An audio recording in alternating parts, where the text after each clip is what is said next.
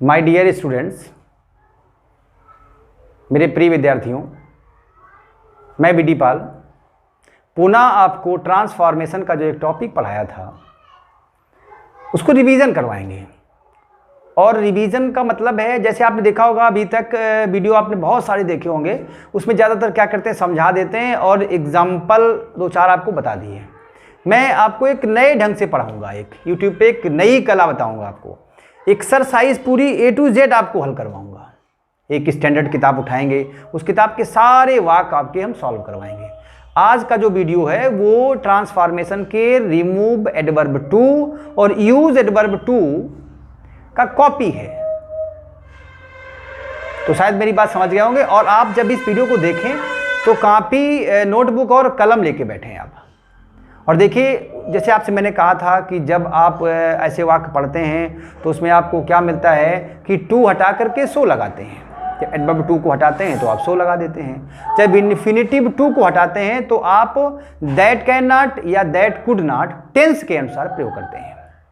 इसी बात को जब मैं दूसरे ढंग से कहता हूं कि जब ये एडवर्ब टू का प्रयोग करते हैं तो ये सिंपल बनता है, और जब हम सो का प्रयोग करते हैं तो ये कॉम्प्लेक्स बनता है।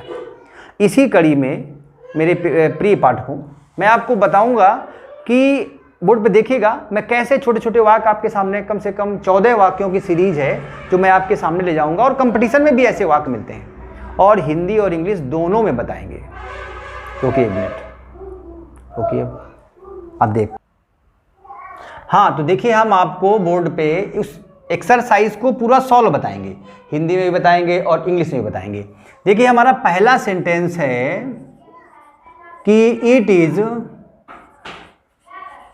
नेवर टू लेट और टू मेंड। अब देखिए इसमें लिखा हुआ है it is never too late, इतनी देर कभी नहीं होती है, और टू मेंड कि उसमें संशोधन ना किया जा सके या उसे सुधारा जा सके। जब इसको हम देखिए, ये हमारा एडवर्ब टू है और ये इन्फिनिटिव टू है। एक बात बहुत आपको याद रखनी है कि इसे इन्फिनिटिव टू तभी ही कहेंगे जब ये मेन वर्ब से पहले रखा होगा। अगर ये मेन वर्ब से पहले रखा हुआ है तभी इसे इन्फिनिटिव टू के नाम से ही जाना जाता है। अब आते हैं, जब इसको बनाते हैं तो ये क्या बनता है कि it is never so late और that one cannot mend, one cannot mend. देखिए आपने क्या लिखा है, वाक्य था it is never too late to mend, it is never so late that one cannot मेंड।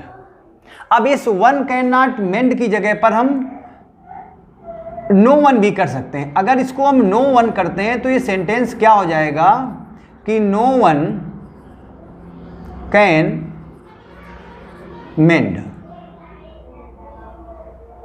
तो जब ये नो वन लगाते हैं तो कहता है नो वन कैन मेंड, कि कोई सुधर नहीं सकता है।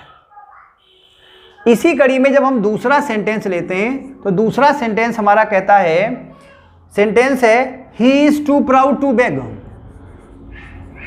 ही इज टू प्राउड और टू बेग। देखिए यहां पर ये एडवर्ब टू है और ये इन्फिनिटिव टू है। जब इसे हम, ये समय सिंपल है, जब इसे हम कॉम्प्लेक्स बनाएंगे तो इसका अर्थ निकलेगा कि he is so proud that, और ही कैन नॉट बेग। कह क्या रहा है, ही इज टू प्राउड, वह इतना घमंडी है कि वह भीख नहीं मांग सकता है। तीसरे वाक्य पे जब आते हैं, तीसरा वाक्य हमारा कहता है my heart is too, my heart is too full, too full for words. देखिए यहां पर लिखा हुआ है मेरा हृदय इतना भरा हुआ है, और फॉर वर्ड्स कि इसे मैं अपनी भावनाओं से व्यक्त नहीं कर सकता हूं। जब इस वाक्य को हम कन्वर्ट करेंगे तो ये क्या बनेगा कि माई हार्ट इज और so full that it can not be expressed my of feelings. देखिए यहां पर थोड़ा सा मैंने बदल दिया सेंटेंस को। माई हार्ट इज सो फुल, मेरा हृदय इतना भरा हुआ है कि it can not be expressed my feelings, मेरी भावनाओं से भी इसको व्यक्त नहीं किया जा सकता। इसको एक तरीका और था बना सकते थे कि माई heart is over full for words, लेकिन हमने यहां पर फॉर वर्ड्स फ्रेज को तोड़ दिया है। और ये आप सोच रहे होंगे कि सर ये it can not be expressed कहाँ से ले आए। देखिए यहाँ पर लिखा हुआ है मेरा हृदय इतना भरा हुआ है कि इस पर मेरे कोई शब्द नहीं निकल सकते। इसका अर्थात है इसे व्यक्त नहीं किया सकता है मेरी भावनाओं के द्वारा। नेक्स्ट वाक्य पे जब हम आते हैं, वाक्य नंबर हमारा चौथा आता है। वाक्य नंबर 4 कहता है he was too late. He was, एक मिनट रुकिए, देखिए वाक्य नंबर जब हम 4 पे आते हैं तो वाक्य नंबर 4 क्या कहता है, he was too late to hear the first speech. कहता है वह इतनी देर से था कि वह पहला स्पीच ना सुन सका।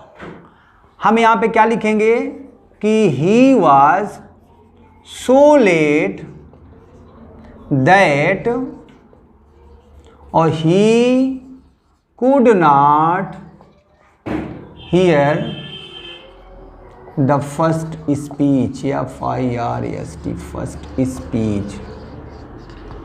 ये देखिए अब चूंकि ये जो भाग है ये पास्ट में है, इसीलिए जहां पर हम कैन का प्रयोग कर रहे थे वहां पर हम क्या ले आए, कुड ले आए। और देखिए ये आपका दिया हुआ है एडवर्ब टू और ये दिया हुआ इन्फिनिटिव टू। इसका मतलब है वह इतने देर से था कि वह पहला स्पीच ना सुन सका। वाक्य नंबर 5 कहता है एक्सरसाइज का कि he is so ignorant. He is so ignorant that कि he is not suitable for a postman. He is so ignorant that he is not suitable for a postman. इसका मतलब था वो इतना लापरवाह है कि पोस्टमैन के लिए उचित नहीं था, उचित नहीं है। फिर लिखा the boy was too old, तो यहां क्या लिखेंगे, the boy was so old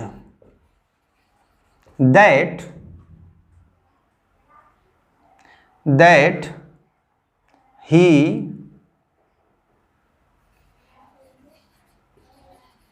could not whipped। रुकिए एक minute, that he could not be whipped। ध्यान रखिएगा यहाँ पर थोड़ा सा बी जो है आपका ये मिस हो गया था। फिर लिखा है this tree is too high, तो यहाँ पर क्या आएगा कि this tree is so high that I can not climb. अब देखिए यहां पर क्या किया, जो ये फ्रेज दिया गया था फॉर मी, किसको मैंने तोड़ दिया है। तो ये पेड़ इतना ऊंचा है किसके लिए, मेरे लिए, कि मैं इस पर चढ़ नहीं सकता। तो मैंने क्या लिखा, this tree is so high, यह पेड़ इतना ऊंचा है कि मैं इस पे चढ़, आई कैन नॉट क्लाइंब इट, मैं इस पे चढ़ नहीं सकता हूं। रोक दीजिए। देखिए तो जैसे ही वाक्य नंबर हम 8 पे आते हैं तो लिखा हुआ है he speaks too fast to be understood. वह इतनी तेज बोलता है कि उसे समझा नहीं जा सकता है।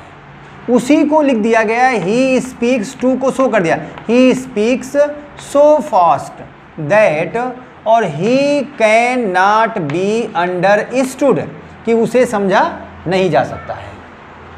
इसके बाद he is far too stupid for such a difficult post. यहां पे क्या दिया, ही इज सो स्टूपिड, वह इतना मूर्ख है, दैट की ही इज नॉट सुइटेबल, कि वह उचित नहीं है, for such a difficult post. फिर आता है she was sobbing too deeply to make any answer, वह ले रही थी सुबकियाँ इतनी अधिक कि उसे कोई भी उत्तर ना दे सकी। इसका मतलब हुआ she was sobbing so deeply that she could not make any answer. वाक्य नंबर 11 कहता है this fact is too evident to require proof. This fact is so evident that it does not require proof. रुक दो, yes. वाक्य number 12 पे आते हैं। तो वाक्य नंबर 12 कहता है the work is too much for any man to do single handed. ये कहता है the work is so much that no man can do it single handed. तो यहाँ पर देखिए इट टू हटाकर हमने सो लगा लिया। यहाँ पर आप समझ रहे ये फ्रेज है फॉर एनी मैन, जैसे फॉर मी होता था ऐसे फॉर एनी मैन है। तो हमने क्या कर दैट एनी मैन को हमने कर दिया नो मैन। जब नो मैन कर दिया तो हमने कैन के बाद में नॉट हटा लिया, डू इट और सिंगल हैंडेड। फिर लिखा this shirt is too small for me. तो लिखा this shirt is so small that it does not suit me. फिर लिखा हुआ the bag was too heavy for me to carry. ये कहता है the bag was so heavy that I could not carry it. देखिए इस प्रकार हम कह सकते हैं कि जो हमने 14 वाक्य पढ़े, उन 14 वाक्यों को जब एक बार आप बैठ करके कॉपी में लिख लेंगे और समझ लेंगे तो आपको ये समझ में आ जाएगा कि एडवर्ब टू का प्रयोग और इन्फिनिटिव टू का प्रयोग करने पर वाक्य सिंपल रहता है, और जब उसी एडवर्ब टू को हम रिमूव करके सो लगा देते हैं, दैट ही कैन नॉट या कुड नॉट का प्रयोग करते हैं तो वो कॉम्प्लेक्स बन जाता है। जब इसे आप एक बार बैठ करके रिवाइज करेंगे, पढ़ेंगे, चिंतन करेंगे, तब आपको समझ में टॉपिक अपने आप आ जाएगा। अगर ये आपको हमारी एक्सरसाइज पूरी तरह से समझ में आई हो, अच्छा लगा हो, तो प्लीज़ इसको आप सब्सक्राइब करें, शेयर करें, लाइक करें और कमेंट तो ज़रूर करें। अगर आपको कोई ऐसा वाक्य है जो आपको नहीं समझ में आया तो कमेंट में आप लिख करके मुझे डाल सकते हैं। Thank you.